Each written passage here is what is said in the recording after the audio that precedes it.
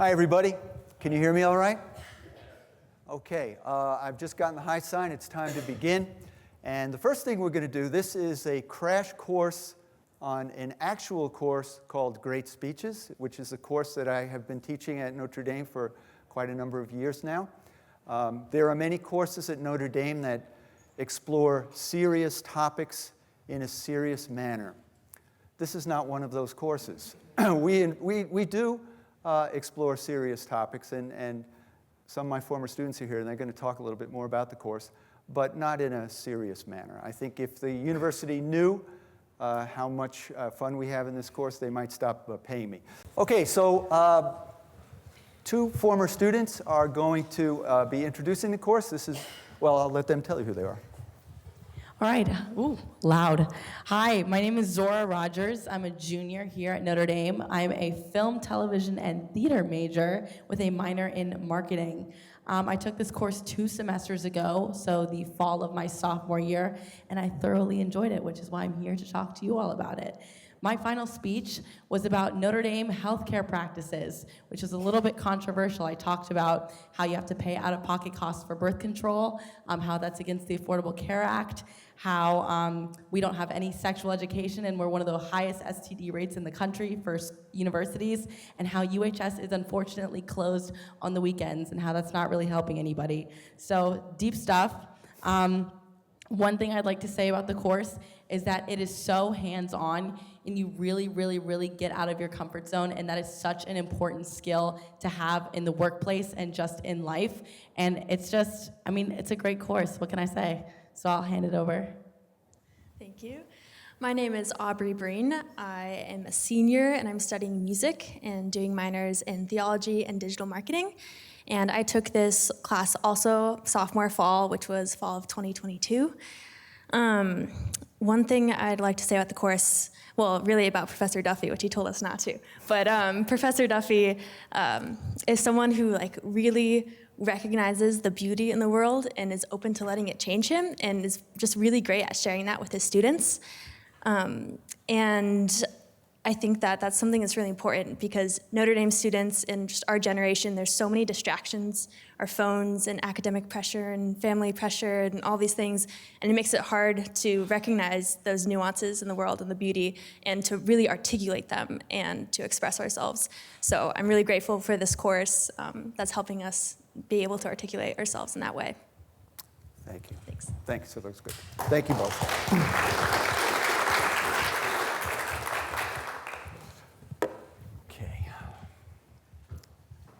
I am technically challenged, so if suddenly things stop working, that's par for the course, as my students will probably tell you. Oh, okay, great. So this is a course on public speaking, and one of the things I put on the syllabus to emphasize how much pleasure everybody derives from the act of public speaking is this quote from the comedian Jerry Seinfeld. According to most studies, people's number 1 fear is public speaking. Number 2 is death. Death is number 2. Does that sound right? This means to the average person, if you go to a funeral, you're better off in the casket than doing the eulogy, which is a really weird thing to think about. So, let me say a few words about what we're going to do today. I was asked to do this crash course a couple of months ago, I think. Would that be right, Josh? Where's Josh? Right, okay. All right, a couple of months ago, thanks. And I said, yeah, sure, I'll give it a shot. I said, I'm going to need a small seminar room with movable chairs and tables. And they said, we're giving you a large auditorium with fixed chairs in stadium seat style. Okay. I said, I normally limit the course to 15 to 20 students. And Josh said, expect 60 to 80. Okay. I said, do me a favor and don't record me, because I don't really enjoy being recorded. And Josh said, it's going on YouTube. So, I sense chaos and disaster in the next hour. We'll see how it goes. We'll try to have some fun with it, though. So let me tell you about a little bit about the course. We read and we study speeches, okay? We try to have fun with it. The assignments are for students to give 3 speeches. One is a 2-minute speech that they give at the very beginning of the semester. That's in class. And the other students then email me with their comments on the speech. I asked students to say one positive and one constructive critique of the 2-minute speech that was given in class. And then I assembled all that into a document, and I send it to the student. We have a midterm speech, which for the last couple of years we've been giving in the Center for Social Concerns, but we do that wherever we can find a space. Excuse me.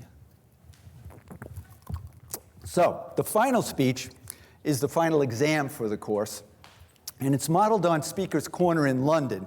Has anybody ever been to Speaker's Corner in London? Okay, several of you, yeah. So this is a place, if you haven't been, it's a designated corner in Hyde Park, London.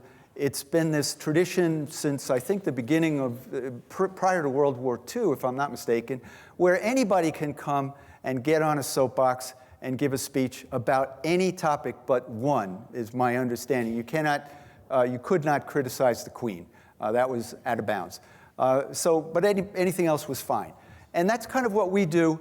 The final speech of the year is given in the Great Hall of O'Shaughnessy, which is over there. We put a riser, we put a soapbox, a podium up, we mic the students, and they are required to write the speech and deliver the speech. It's in the neighborhood of 10 to 12 minutes.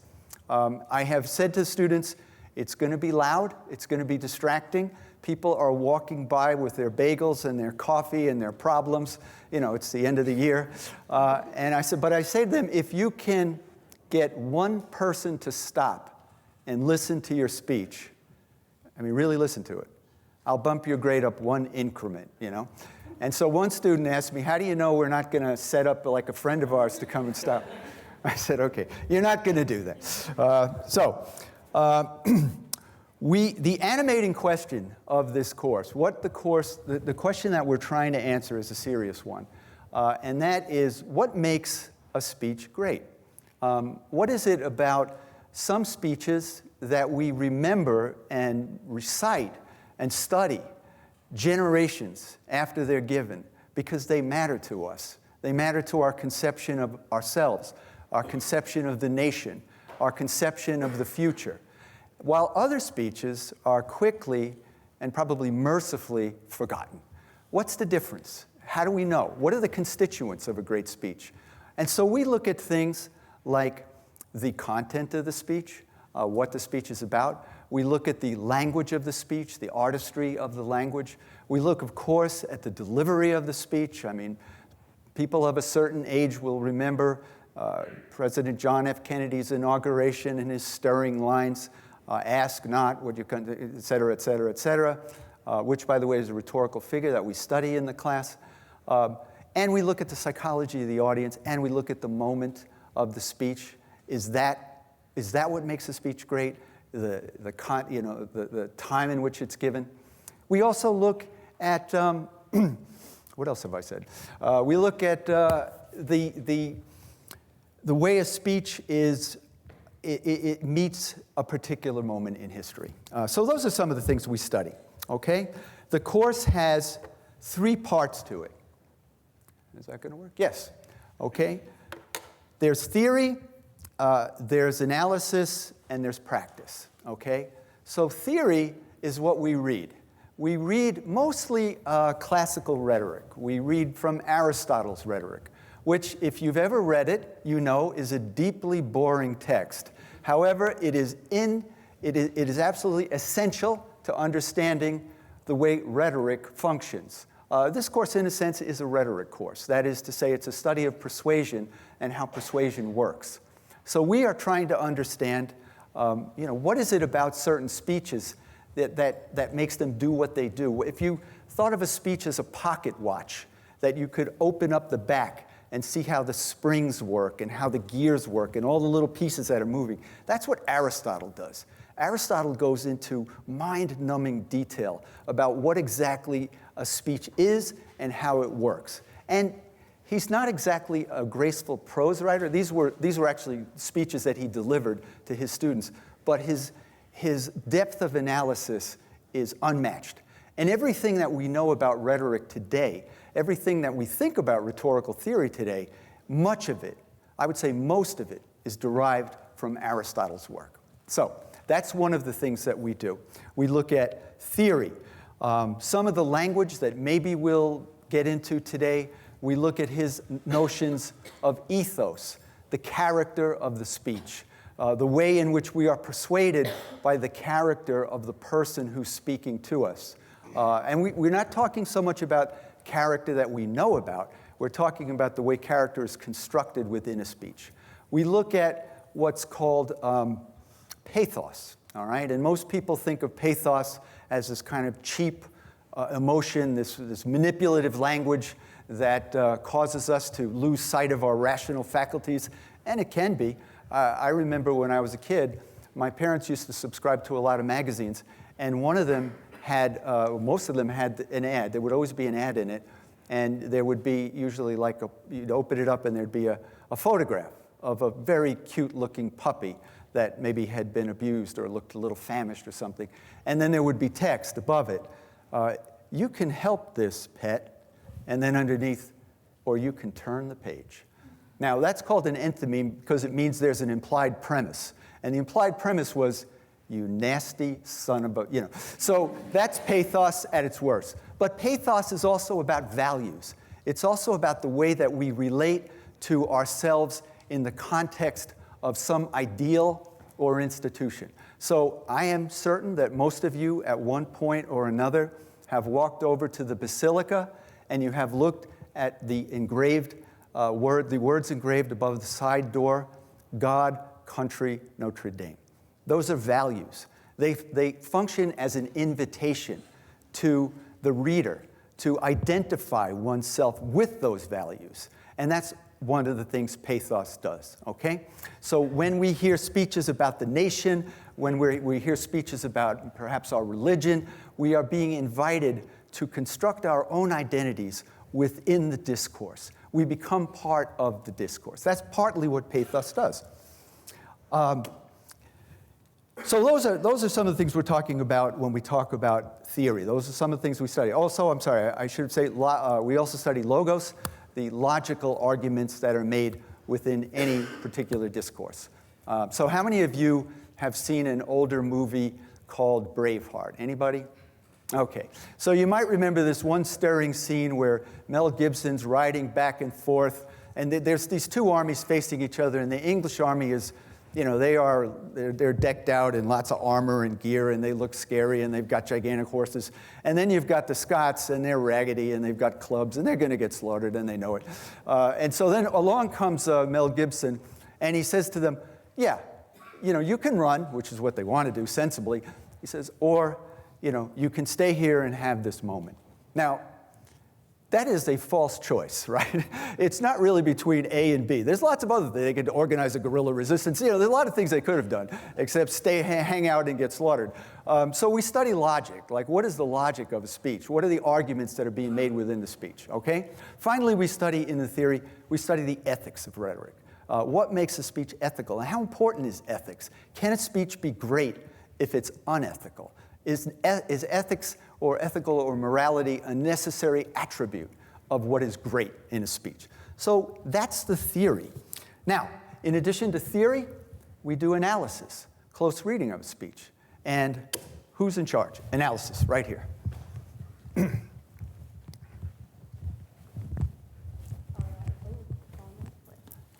There's right there. Gotcha. Sorry about that. Hi, I'm Tess. I'm a junior, and my major is psychology with minors in science, tech, and values. And I just took this course last semester, and it was the best decision I've ever made, so highly recommend. And my final speech was about living the legacy you want to leave behind and how to actually make that happen. So in this class, we study speeches by Pericles, Sojourner's Truth, Ronald Reagan, and Barack Obama, but we also study speeches of famous people like celebrities, and also ordinary people like some former students. And we also study great speeches, of course, that's the name of the course, but we also study a lot of really bad ones. And one thing I'm going to say about a speech that stood out to me was Lincoln's Gettysburg Address, which before this class, I knew it was important, I knew fourscore, whatever, but I didn't really know why or like how it was so powerful. And so through our analysis of the Gettysburg Address, I just was taken aback by his sheer genius of how he was able to use all the devices he used to motivate and turn the world for the better, I guess. Yeah, Okay. that's all. Thank you very much. Thanks so much. Okay, so we study the theory of great speeches. We do analysis of multiple different kinds of speeches in multiple genres, and we engage in practice. And Joey's going to talk to us about practice. Take that one out of here. Oh, yeah. So my name is Joey Lutfi. I'm a senior. I study American Studies and Arabic with a minor in Constitutional Studies. I took Professor Duffy's class in the fall of 2022 with Aubrey. My final speech was about enjoying the journey and how not only, should we not, but we can't wait until we arrive at certain goals or destinations to appreciate the joys of what we have around us. And so I really enjoyed doing that. I want to talk about practice, and particularly I think, if we're talking about great speeches, it's fun, but if we're never going to give a great speech, who cares? And I think this class really empowers us to have the theoretical framework, but also the experience to give a great speech. And Professor Duffy talked, we have the 2-minute speech, the 8-minute speech, and the 12-minute speech. These are incredible. And especially the 2-minute speech probably is one of my favorite activities I've done at Notre Dame. You come in green in the course with no understanding of what makes a great speech or how to do it, and you're asked to talk for 2 minutes. And the diversity of topics and the passion with which people would give those talks was incredible.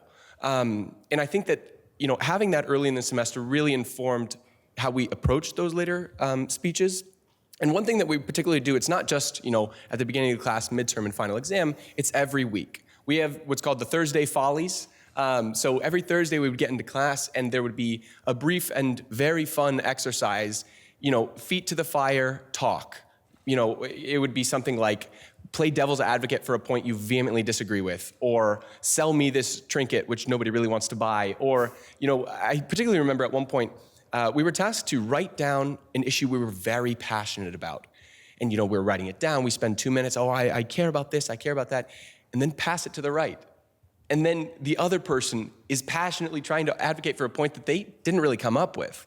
And to try and do that, again, not just theoretically, but practically, has informed not just how I took the rest of the class, but how I choose to live my life. So thanks to Professor Duffy. Thanks.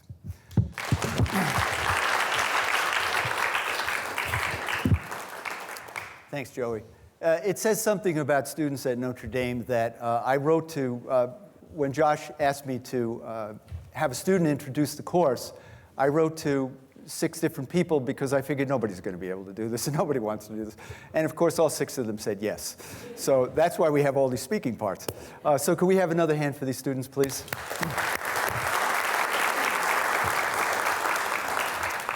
Thank you, guys. Thank you very much. These were 3, and Zora, 4 of my favorite and best students. So Joey mentioned the Thursday afternoon follies, which was, in some sense, the silliest part of the course, but maybe the most important part, because you can study theory, you could study Aristotle, you can study Plato's ideas about ethics and so forth, but when it comes to actually giving a speech, that's a different thing. And so the Thursday afternoon follies are intended to prepare students to actually stand up and use your voice. Which for a lot of us, we don't have many opportunities to do that, which is why public speaking can be such a difficult and challenging, and for some people, anxiety-provoking pastime. And so in the spirit of the course, I am going to ask you to engage in one of the Thursday afternoon follies with the help of Aubrey and come over to this one, okay? All right, thanks, Tess.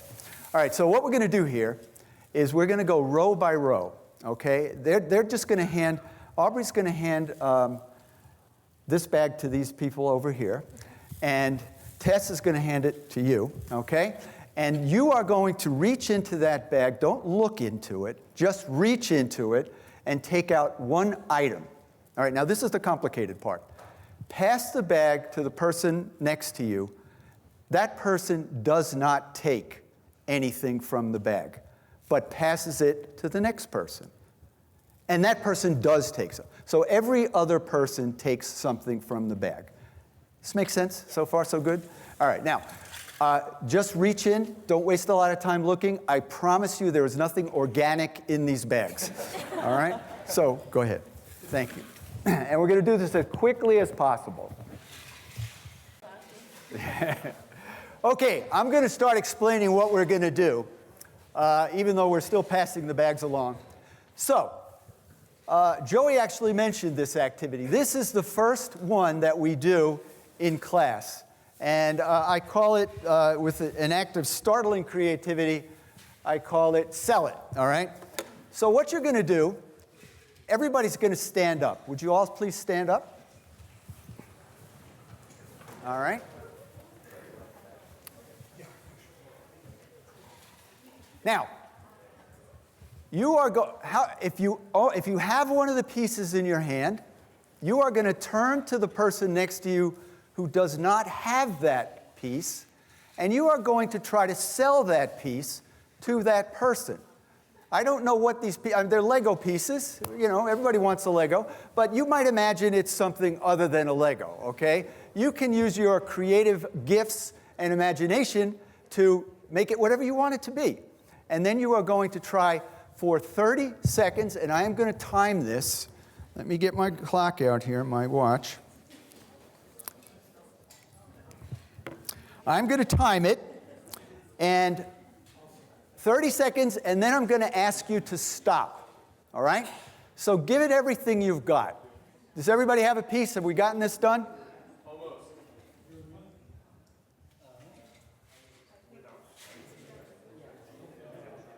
All right. Now, if you're in this room, okay, if you're in this room, I expect you to participate in this activity. Don't find some quiet spot and let the other people do it, okay? I want you to do it. All right, are you ready? Everybody ready? Are you looking at, do you know who you're selling it to? All right, hold on, don't start yet. No. Don't start yet. Quiet, please. Respectfully. Okay, I'm going to give you the signal, and then hit it. 1, 2, 3, go.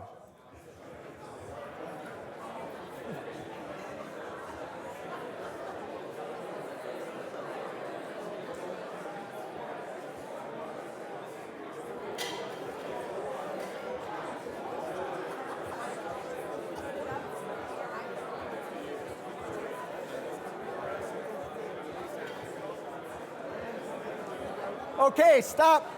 Stop. Stop. Stop. Was it persuasive? Was it a little bit. A little bit. Was it persuasive? No. No? All right, we'll try again. All right, now, those of you who have the piece, hand it to your partners. All right? Very simple. Okay, now, we're going to reverse it, but we're going to raise the level of difficulty a little bit. I want you to take 2, and this is the chaotic part. Keep in mind, I usually do this in a seminar room with a small number of people, but hey, why not try this? Take 2 big steps away from the person you are working with. Yeah. Use the aisles. Go to the back, go to the front if you need. And the other thing now, it's not 30 seconds, it's 45. All right? It's 45. You're selling it back to them, or if you want, imagine it's a completely different item. You know, we don't have to get too technical about it. All right? So, 45 seconds, go.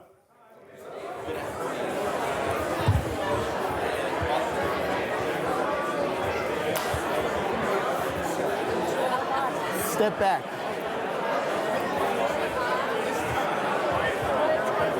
Step back.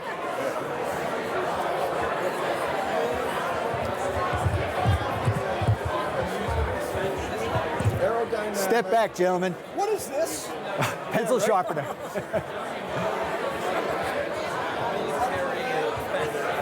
Take a step back.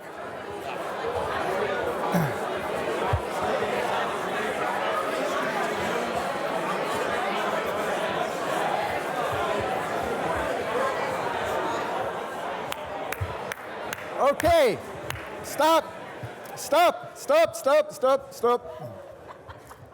All right.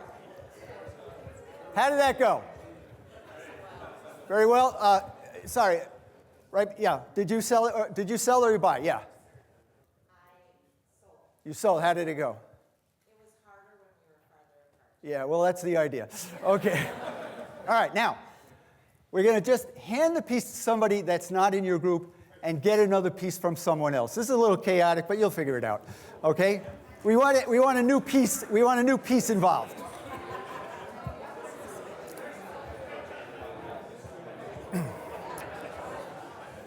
This is fun. Yeah, this is fun. I like observing. This is great.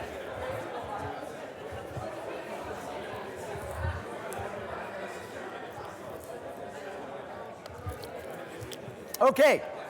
All right. Everybody should have a different piece, and you should have, if you started off selling, you should be selling again. All right? This is the last one we're going to do, I promise. All right. So I want you to take another couple of steps back. I really want some distance this time. Up here in that corner, there was no distance between you guys. You got to have distance.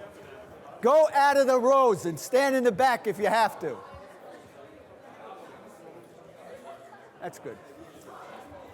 All right. This time, it's not 45 seconds, it's 1 minute, okay? 1 minute.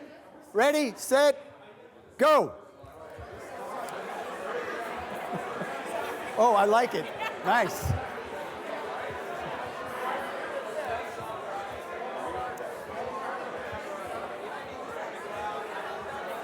Step one up, one step up. You got to be loud.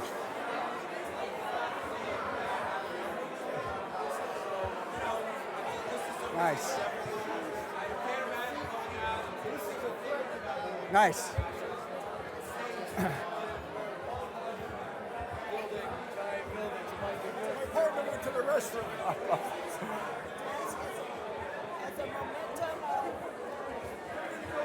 I would grade both of you guys down if I could. No, they're thirsty. They're going to do different things. Nice, I like it. I like the distance. I know. That's the point.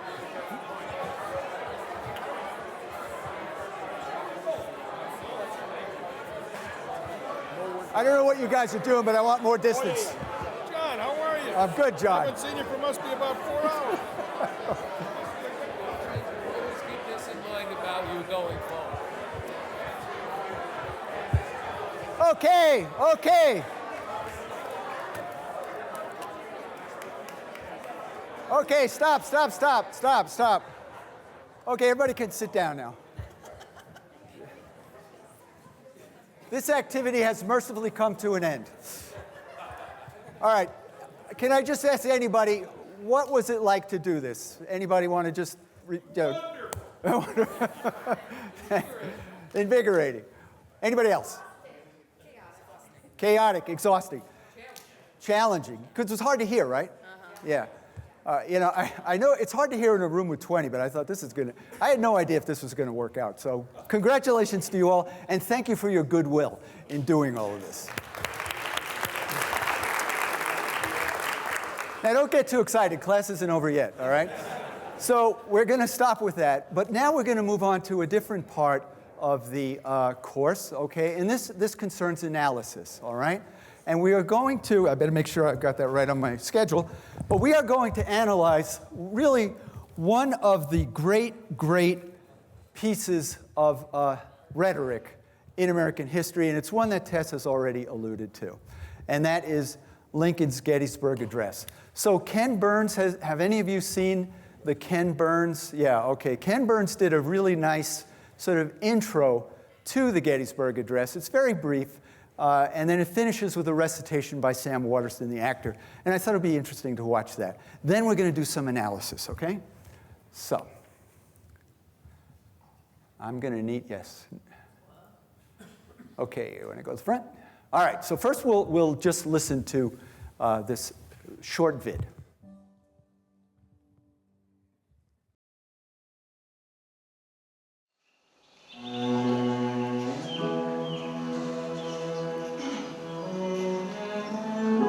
Civil War was fought in 10,000 places. At Big Bend, Big Sandy, and the Big Sunflower River. From Bunker Hill, West Virginia, and Blue Springs, Tennessee, and Cairo, Illinois, to Golgotha Church, Georgia, and Christiansburg, Kentucky. At Citrus Point on the Cimarron River, and Long Cowskin Bottom. At Pebbly Run and La Glorieta Pass, and Gettysburg. I think if I had my choice of all the moments to be present at in that war period, it would be at Gettysburg during Lincoln's delivery of his speech. Maybe to have seen him craft those beautiful words, those marvelous healing words, and then deliver them. They were for everyone, for all time. They subsumed the entire war and all in it. It showed his compassion for everyone, his love for his people. That's what I'd like to be.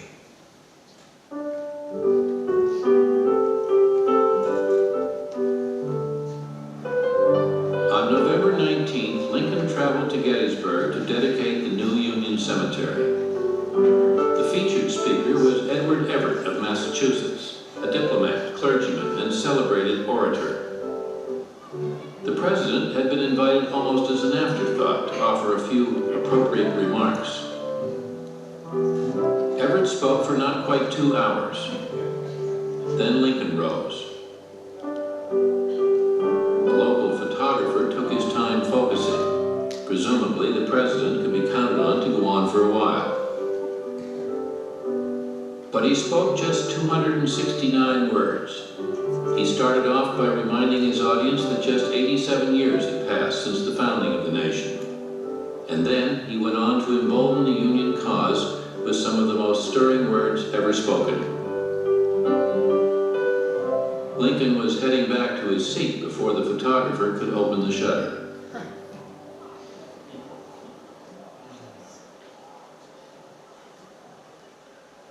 He felt that he had failed, that it was a poor speech, that the people didn't like it. It was so brief, less than 2 minutes.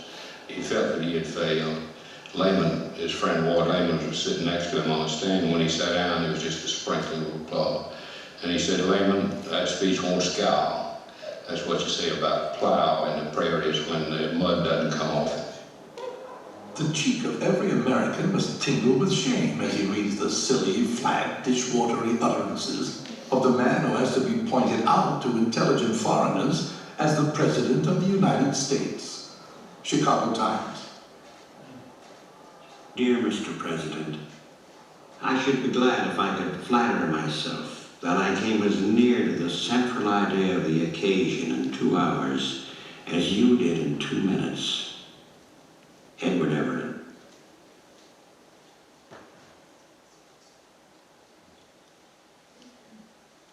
"Fourscore-and-7 years ago, our fathers brought forth upon this continent a new nation, conceived in liberty and dedicated to the proposition that all men are created equal. Now we are engaged in a great civil war, testing whether that nation or any nation so conceived and so dedicated can long endure. We are met here on a great battlefield of that war. We have come to dedicate a portion of it as a final resting place for those who here gave their lives that their nation might live. It is altogether fitting and proper that we should do this. But in a larger sense, we cannot dedicate, we cannot consecrate, we cannot hallow this ground.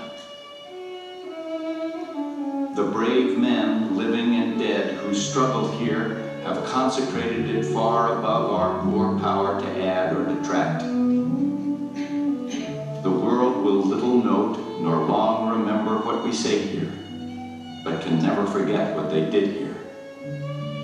It is for us, the living, rather to be dedicated here to the unfinished work which they have thus far so nobly carried on. It is rather for us to be here dedicated to the great task remaining before us, that from these honored dead we take increased devotion to that cause for which they here gave the last full measure of devotion. That we here highly resolve that these dead shall not have died in vain, that this nation, under God, shall have a new birth of freedom, and the government of the people, by the people, for the people, shall not perish from the earth.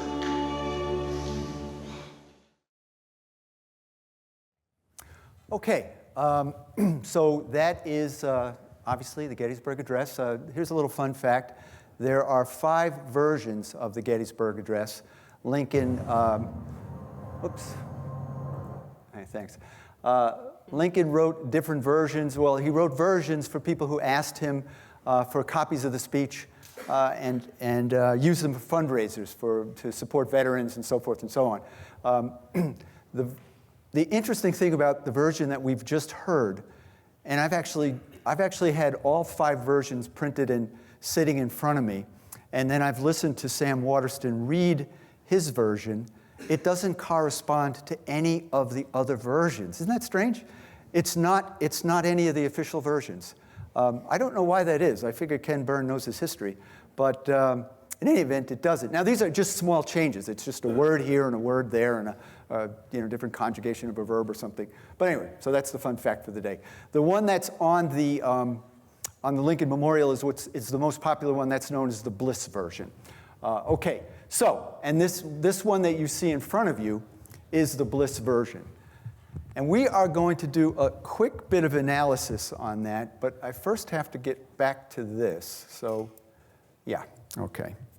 So what do I want you to do? I want you to look at the speech, and we'll put the text back up to make it reasonable. I want you to look at the text of the speech for examples of what is known as anaphora, okay? That's a Greek term, and it basically means repetition, all right? So repetition of the same word or group of words at the beginning of successive clauses, sentences, or lines. But that's not quite an adequate definition because the repetition can take place anywhere within a text, all right? It's the repetition of sounds. And we've all heard this, right? So for example, some of the famous ones, right? Winston Churchill's, we shall fight on the beaches. We shall fight in the streets. We shall fight in the fields. I've got another example here for you. This is from Henry III. Henry II or III. I can't remember which one. But it goes like this. This royal throne of kings, this sceptered isle, this earth of majesty, this seat of Mars, this other Eden, demi-paradise, this fortress built by nature for herself against infection and the hand of war, this happy breed of men, this little world, this precious stone set in the silver sea, this blessed plot, this earth, this realm, this England. That is anaphora at its most, sort of stylish, right? It's most flamboyant.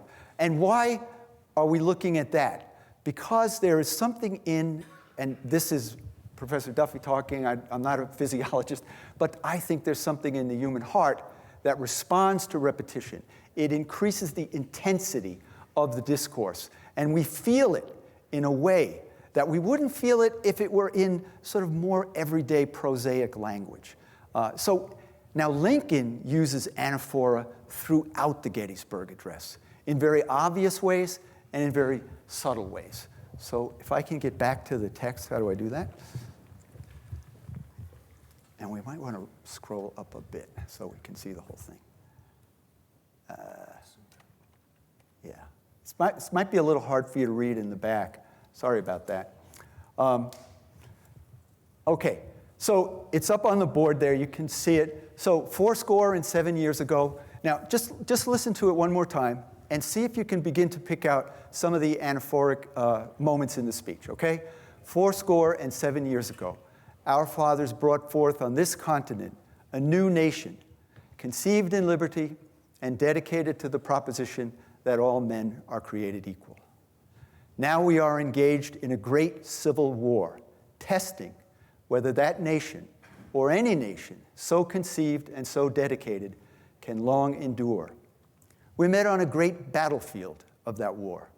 we have come to dedicate a portion of that field as a final resting place for those who here gave their lives that that nation might live.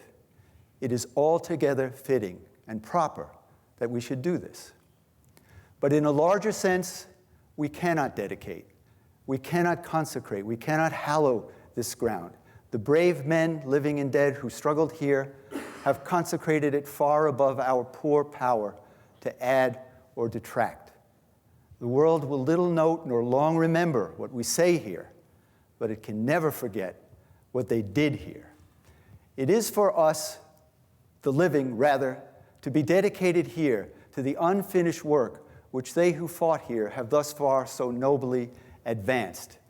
It is for us, rather, to be here dedicated to the great task remaining before us, that from these honored dead we take increased devotion to that cause for which they gave the last full measure of devotion, that we here highly resolve that these dead shall not have died in vain, that this nation, under God, shall have a new birth of freedom, and that government of the people, by the people, for the people, shall not perish from the earth.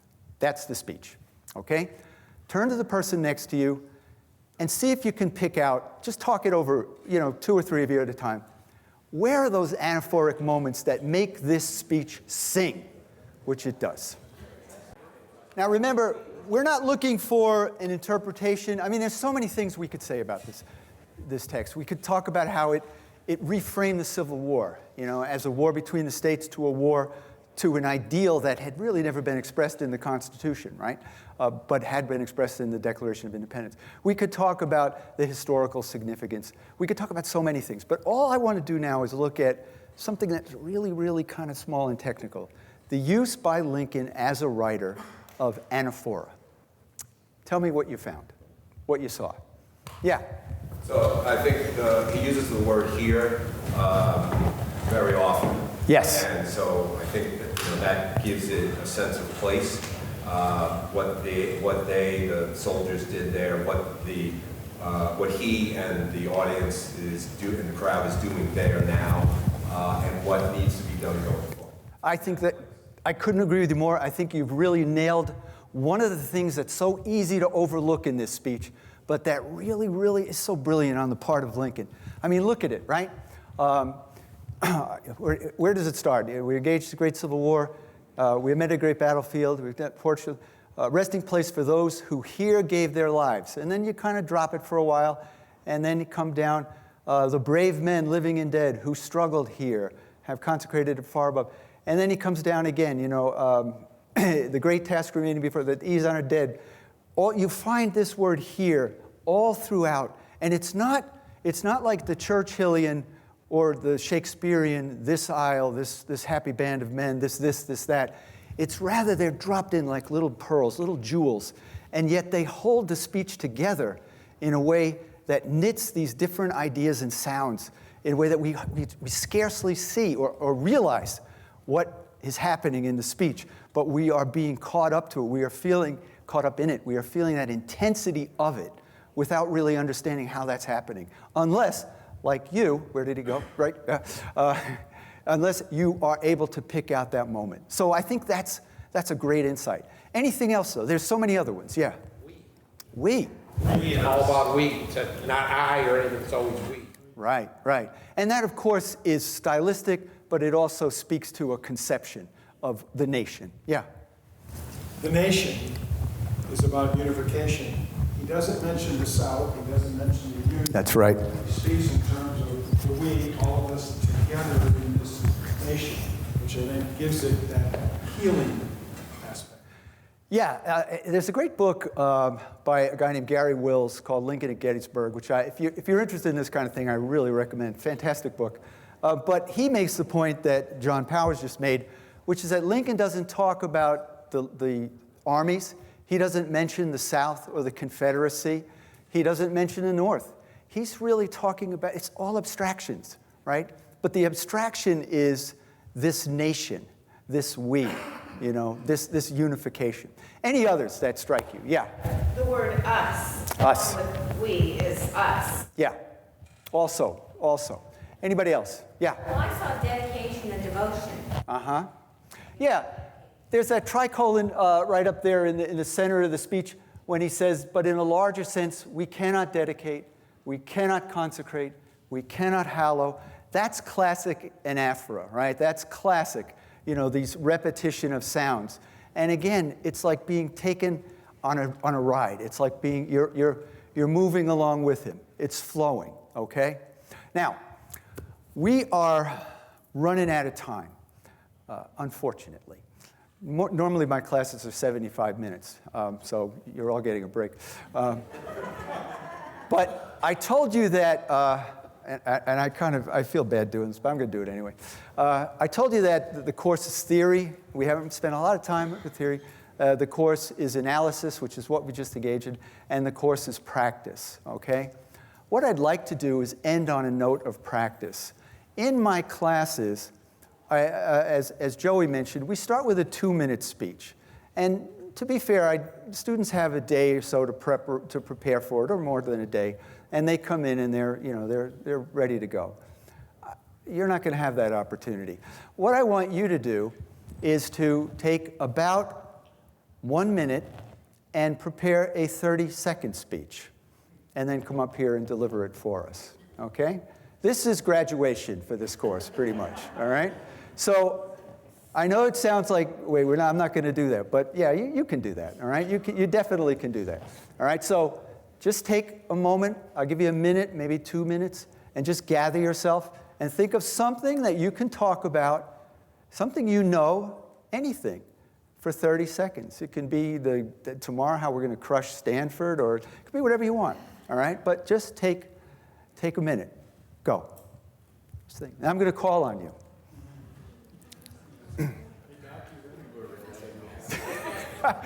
Joey just said people are regretting they came to this class. I see people leaving, okay. I know they have legitimate reasons to go. All right. A volunteer. Great. Come on down, sir.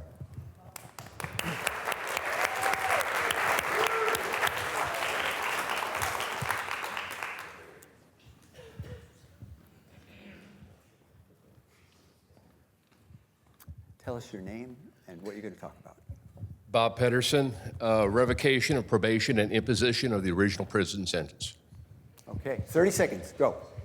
Supervising officer recommends the defendant's probation be revoked and the original sentence be imposed. The defendant is 57 years old. He is accused of a new crime of violence that included cutting the victim's neck in front of her children. The defendant's had the opportunity for treatment involving substance abuse, mental health, and assaultive behavior. He continues to pose a threat to the community. Further probation is not recommended and cannot reasonably protect the defendant. Protect society from further offenses by the defendant. Thank you. Great job. Thanks very much. Your tax dollars are worth. All right, that was impressive. Someone else? Anybody? All right, come on down.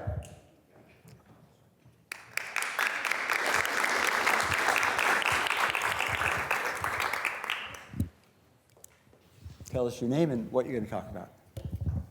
Hi, I'm Ariana, and my topic is, should the US and EU do a bilateral trade agreement? Okay, so a lot of people say that the US and EU shouldn't do a bilateral trade agreement because historically, as there's been more bilateral trade agreements, for example, between the US and Mexico, there's been more fracking, and this comes with a lot of environmental damage. First, fracking has, to define it, they drill into the ground with a lot of water and to extract natural gases. However, the more between the US and Mexico, when there was a bilateral agreement between that, there was a 3 times increase in fracking, which could be good for the resources. However, as the environment is getting worse, it is a lot worse in the long run. Thank you very much. Excellent. Well done. You a student here? You a student here? No, I'm in high school. Ah, very good, very good. All right, we'll do one more. Come on, you know you want to do it. All right, come on down, sir.